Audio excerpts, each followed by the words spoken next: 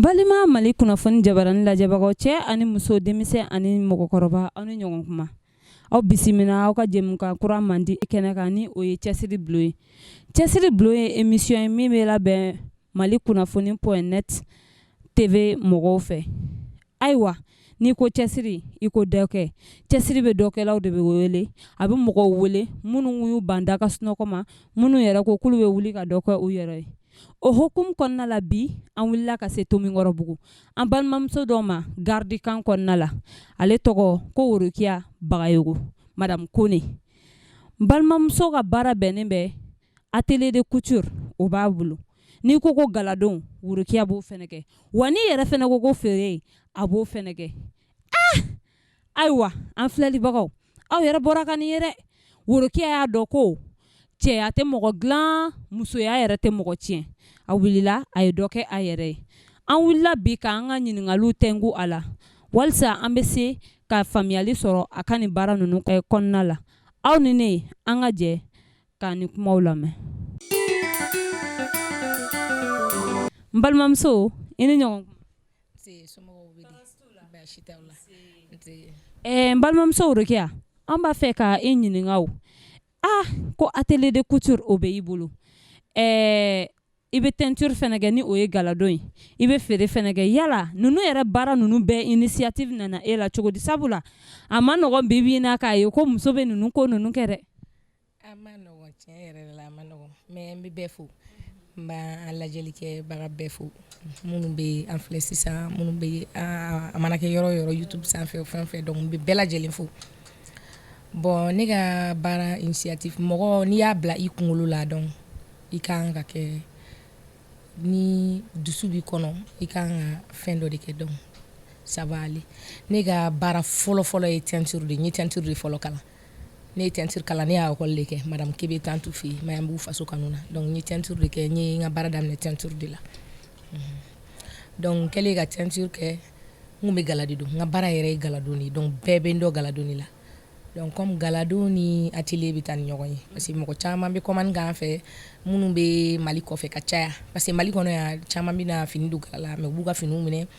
i bɛ taa sɔrɔ a kala yɔrɔ b'olu bolo mais minnu bɛ commande k'an fɛ kɔfɛ i b'a fɔ kɔfɛ jamanaw la minnu tɛ Mali ye Faransi yɔrɔ caman donc u bɛ commande kɛ olu b'a fɔ bon i bɛ n ka fini don gala la i b'a kala ka kɛ nin modèle ye donc an kun bɛ fini don gala la an bɛ taa di tailleur de ma u b'a kala an b'a bila ka taa di an ka clients ma jamana kɔ kan donc n nana sigi ka jateminɛ ese n bɛ mun kɛ ka fini don gala la ni mɔgɔw y'a commandé n fɛ donc ka tila ka taa di tailleur wɛrɛ ma k'a kala donc ese ni n yɛrɛ ye atelier dayɛlɛ o tɛ fisaya ma parce que i bɛ taa dɔw ka fini di dɔw presselen bɛ kɛ donc i bɛ taa di mais tailleur t'a ban ka bɛn n'a wagati ye donc clients bɛ décourager donc o de la n nana jateminɛ n ko ese ni n yɛrɛ ye atelier dayɛlɛ donc atelier dayɛlɛ fana initiative nana o kɔnɔna de la donc n ye atelier dayɛlɛ n yɛrɛ dɔrɔn n bɛ gala min don n y'a dayɛlɛ o de kama parce que n bɛ commande minnu kɛ donc n yɛrɛ de ka fini bɛ kala kɔnɔ mais bi alhamdulilahi rabil alamin an bɛ ala barika da bɛɛ ka fini bɛ kala kɔnɔ sisan mɔgɔw bɛ bɔ yɔrɔ bɛɛ ka na kalali la donc an bɛ ala fo ka barika da an y'a faamuya ayiwa n balimaw aw yɛrɛ bɔra sisan nɔ k'a mɛn Worokiya ko atelier de couture bɛ a bolo wa atelier de couture in yɛrɛ dayɛlɛ ni initiative nana cogo min a y'o fɛnɛ fɔ aw ni ne an ka jɛ ka taa ka baarakɛlaw olu ka kumaw lamɛn n'a sɔrɔ ni Worokiya yɛrɛ ka jɛɲɔgɔnya a bɛ cogoya min na balimakɛ i ni ɲɔgɔn kuma an b'a somɔgɔw ani baasi tɛ yen tɔgɔ ani jamu Yaya Tarawele ayiwa n ka jɔnkɛni an nana bi Madame Kone ka atelier kɔnɔna la yala e yɛrɛ ni Madame Kone ka jɛɲɔgɔnya bɛ cogo di mɔgɔ ɲɛnama don wa walima a b'i minɛ cogo est ce que a b'i minɛ ka ɲɛ bon alhamdulilayi an b'ala fo an b'ala barika da bon an bɛ baara la a bɛ waati caman bɔ tiɲɛna a ka fisa yɛrɛ de parce que a b'an minɛ i n'a fɔ a yɛrɛ wolodenw et puis an bɛ baara kɛ ɲɔgɔn bolo yan an ka fɛn tɛ to a la a hakili banna yɛrɛ de bon baara ka fisa yɛrɛ de alhamdulilayi ok merci beaucoup ne fa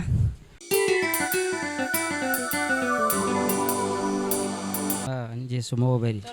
n baasi tɛ la nba tɔgɔ ani jamu Dawuda Watara Watarakɛ ayiwa yala i bɛ se ka hakilina dɔ fɔ an ye ka ɲɛsin Madame Kone kan komi ale y'i ka ɲɛmɔgɔ ye e yɛrɛ n'a ka jɛɲɔgɔnya bɛ cogo di aw ka baaraɲɔgɔnya a bɛ cogoya di o yɔrɔ la kɔni tɛ se fɔ an yɛrɛ ma an bɛ waati min na tiɲɛ yɛrɛ la a fɔ ni n ye kalon tigɛ sinon kɔni yan a y'an bɛɛ minɛ i n'a fɔ an bɛɛ ye kelen cogo min na bi bi in na tiɲɛ yɛrɛ la n b'a fɔ alhamdulilayi parce que an mago bɛ jɔ fɛn fɛn na an b'a bɛɛ sɔrɔ yan an tɛ taa matériel san an tɛ taa foyi san a k'an lasigi an ka baara kɛ dɔrɔn an mago bɛ fɛn fɛn na an k'a fɔ yan na a b'an sigi an sigiyɔrɔ la an b'a fɔ o yɔrɔ la k'a barikada o yɔrɔ la. Madame Kone ka atelier in yɛrɛ kɔnɔna la e ka baara bɛnnen bɛ mun de ma parce que an kɔni ɲɛ bɛ machine na mais an t'a dɔn ni machine in ka baara bɛ nin bɛ mun de kɛ. Bon nin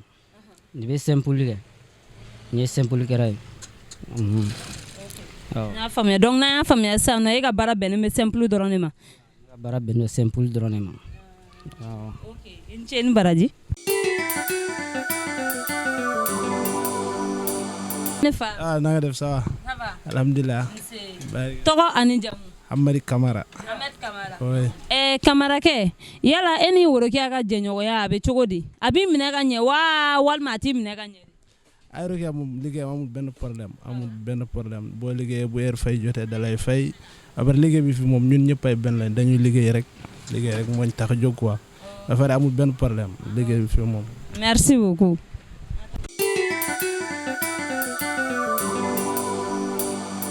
Man la. Tɔgɔ ani jamu. Mohamed Diallo. Fulakɛ ayiwa fulakɛ an b'a fɛ ka i ɲininka o yala i ni Konemuso ka jɛɲɔgɔnya bɛ cogo di yala patron ɲuman don wa walima a ko bɛ cogo di. Ni n ko n bɛ dɔ fɔ a ka ɲumanya la fo ni ye nkalon tigɛ sinon n t'a dɔn n bɛ min fɔ n kɔrɔ yɛrɛ o ye kuma ban quoi an mana baara kɛ cogo o cogo kɔni bonya de b'an ni ɲɔgɔn cɛ a y'an minɛ komi a yɛrɛ dɔ de bonya dɔrɔn de b'an cɛ n tɛ se ka kuma quoi ni n kumana dɔrɔn a man ɲi quoi. E yɛrɛ n'a bɛ baara la ɲinɛ san joli. Ne n'a bɛ baara la ɲinɛ san 2 ye nka a ka foyi ma se ma n ka foyi ma se ma bonya dɔrɔn de b'an cɛ wa n mago ma jɔ fɛn foyi la a ma ko n y'a ɲini a fɛ a ye n jɛ alo ma kɛ.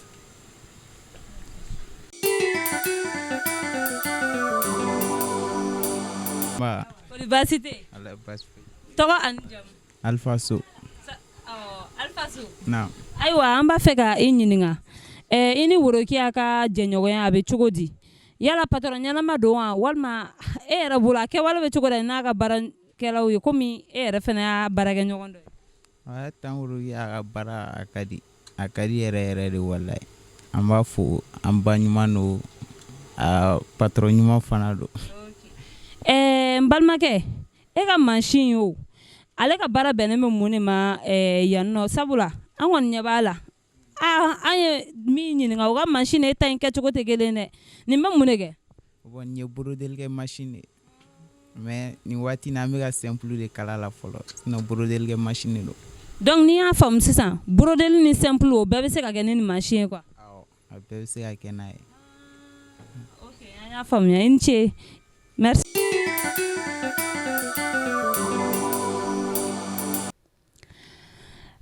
Ok n balimamuso Worokiya i yɛrɛ bɔra ka i ka baarakɛlaw ka kuma ninnu bɛɛ lamɛn sisan nin kuma ninnu bɛ mɔgɔ jigi sigi wa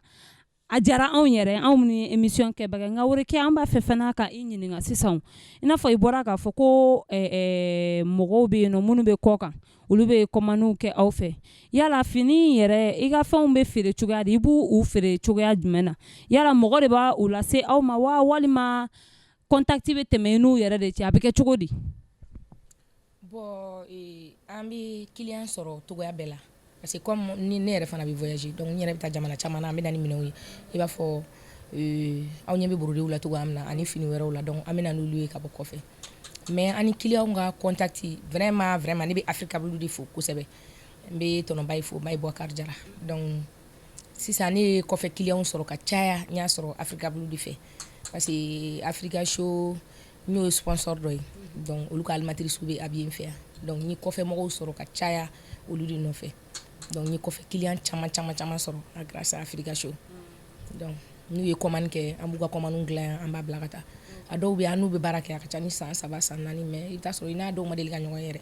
u bɛ weleli kɛ u b'u ka finiw togoya fɔ donc an b'u san yan k'u dilan k'u bila ka taa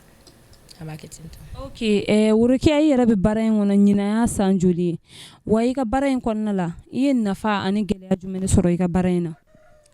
Bon ne bɛ baara in kɔnɔ galadon kɔni ne y'o daminɛ u bɛ san 15 bɔ sisan ne bɛ galadon na a bɛ san 15 bɔ mais atelier bɛ san 6 bɔ sisan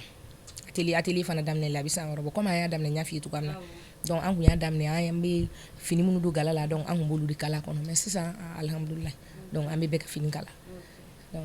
donc i ka baara in yɛrɛ kɔnɔna la a baara in yɛrɛ ye nafa jumɛn de lase e ma ni e worokiya yɛrɛ gɛlɛya jumɛn bɛ e kan an bɛ yɔrɔ min na i ko bi bon baara in ye nafa caman lase ne ma ne bɛ ala fo k'a barikada baara in ye nafa caman lase ne ma a ye nafa caman lase ma ni n ko n bɛ n da se a bɛɛ ma donc a bɛ kɛ ko wɛrɛ ye quoi comme an bɛ filɛ de donc baara in ye nafa caman de lase ne ma ne kɔni a bɛ ne kunna dɔrɔn mɔgɔ n'i y'i cɛsiri parce que muso filɛ nin ye muso ka dunni bɛ kun a yɛrɛ ka wari de la i ka dunni bɛ kun i yɛrɛ ka wari de la mais muso ka ko ka ca kojugu donc n'i yɛrɛ bɛ baara la i yɛrɛ ka baara kɛlen de wari i yɛrɛ bɛ se ka i yɛrɛ nafa o de la kosɛbɛ donc ne bɛ ala fo k'a barikada donc n'an y'a faamuya worokiya e ma gɛlɛya sɔrɔ i ka baara in na bon hali ni ne ye gɛlɛya sɔrɔ n ka baara in na parce que baara ka di ne ye gɛlɛya b'a la mais a gɛlɛya olu tɛ ne tɔɔrɔ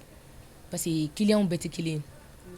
dɔw bɛ na i b'a dɔn sisan modèle bɛ taa photo de fɛ hali dɔw bɛ na ni photo dɔw ye mais n'a kalala a tɛ tila ka k'u diyaɲɛ ta ye u ye photo ye cogoya min na i bɛ taa sɔrɔ a tigi mais comme ne yɛrɛ bɛ n ka clients conseiller kosɛbɛ ni na ni modèle dɔ ye sisan ko ka kala ye ne b'a fɔ bon a bɛ nin tigi la mais a ye nin tigi minɛ cogoya min na e bɛ taa a tigi minɛ ou bien a bɛ taa donc dɔw bɛ sɔn k'a changer mais dɔw bɛ sɔn k'a kala ten tɔ donc n'u y'a kala ten taalen ɲɛfɛ a tɛ k'u diyaɲɛ ta ye tuguni mais olu tɛ problème ye ne bolo fini falen ka nɔgɔn ne ma trop donc ni na dɔrɔn ne b'a fɔ ko bon ni nin man di ye nin to yen ne bɛ dɔ wɛrɛ kala n b'a ɲɔgɔnna wɛrɛ kala n b'a d'i ma parce que ne bɛ fini feere donc ne b'a feere donc o de la n b'a fɔ n ko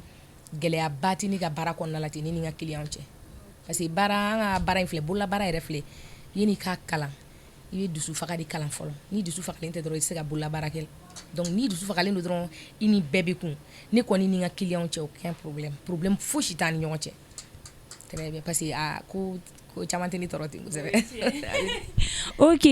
n balimamuso worokiya sisan n'a fɔra ko e ka ladilikan di i balimamusow ma minnu yɛrɛ bɛ galadon kɔnɔna la ani minnu fana ni atelier de couture b'u bolo e bɛ se ka ladilikan jumɛn na s'u ma ani balimamuso minnu yɛrɛ bɛ so kɔnɔ n'u tɛ ka baara foyi kɛ u sigilen don ten tɔ e bɛ se ka ladilikan jumɛn lase olu ma bon ne bɛ ladilikan mun s'u ma bɛɛ ka wuli ka baara dɔ kɛ dɔrɔn baara si tɛ yen mun ma deli ka mɔgɔ dɔ kɛ fɛn ye donc i ye baara o baara ye diɲɛ kɔnɔ i bɛ taa sɔrɔ a ye mɔgɔ dɔ kɛ fɛn ye o baara tɛ yen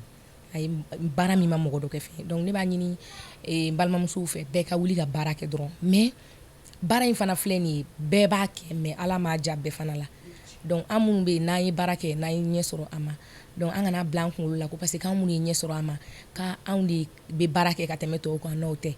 dɔw fana bɛ olu y'a ɲɛɲini mais u ma ɲɛ sɔrɔ a ma ala ma bɛɛ garisɛgɛ k'a la bɛɛ ni dakan de don wa bɛɛ ni garisɛgɛ de fana don dɔ garisɛgɛ bɛ baara dɔ la dɔ bɛ baara dɔ kɛ a bɛ fɛn bɛɛ sɔrɔ a la mais i bɛ taa sɔrɔ hali ni e y'a kɛ e tɛ fɛn sɔrɔ a la donc mɔgɔw garisɛgɛw tɛ kelen ye mɔgɔw ka baara kɛcogo tɛ kelen ye donc ne kɔni bɛ min ɲini balimamusow fɛ dɔrɔn an ka wuli ka dɔ kɛ n'i ye dɔ kɛ n'i ma ɲɛ sɔrɔ o ma i bɛ taa sɔrɔ i ka hɛrɛ de t'u la i bɛ dɔ wɛrɛ fana essayer min ka gɛlɛn k'i sigi k'i bolo fila da i sen kan mɔgɔ sigilen de sɔn cogo tɛ ala kɔnɔ très bien sinon n'i bɛ dɔ la n'i ma ɲɛ sɔrɔ dɔ ma i bɛ ɲɛ sɔrɔ dɔ ma donc a bɛ ten. ok i ni ce i ka nin kuma ninnu na